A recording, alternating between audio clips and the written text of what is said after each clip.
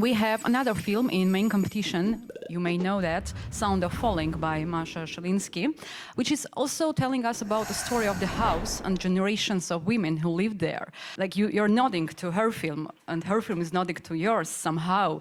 What do you think about it? Thank you. I've heard about this film, supposedly wonderful German film. I have not seen it. I just arrived 2 days ago. I look forward to seeing it. Isn't it great if films communicate with each other? I hope. I hope we, by coincidence, didn't come up with exactly the same film. I think that's humanly impossible, so I look forward to it. No, you asked about it in a gendered sense, did I? Yeah, women, yeah. I think men live in houses too, and we feel things. I think all people do. But, so no, I'm just trying to figure out how to answer that. It's a good question. How does it affect us? No, I mean, to go like via the old classical sort of the feminist route of Marguerite Duras, who said that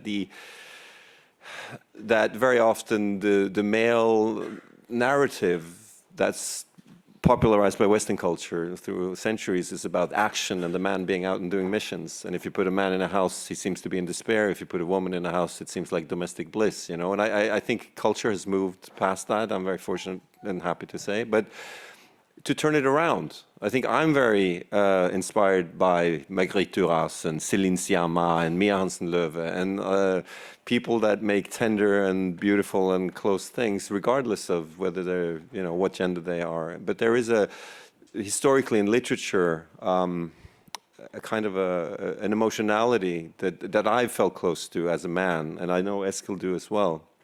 And we talked about that a lot, that all our films are also about men that are emotional and that try to integrate emotion or struggle with that as a cultural phenomenon, as a psychological phenomenon. And, you know, doing this film,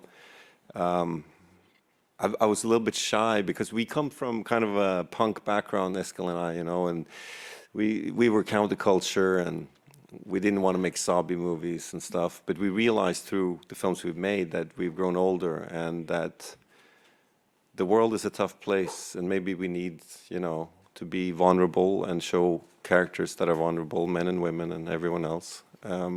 So I kind of came to the conclusion that, I don't know, tenderness is the new punk, you know, for me. It's, you know what I mean? It's like, for me it is. It's what I need right now. I need to believe that we can see the other. I need to believe that there is a sense of reconciliation, that polarization and anger and machismo isn't the only way forward here. So anyway, not to make any grand statement about that, but that's where we're coming from with this one. So I don't know if that answered anything about the German film. Let's pick it up when I see it. It sounds marvelous. I look forward to it. Yeah.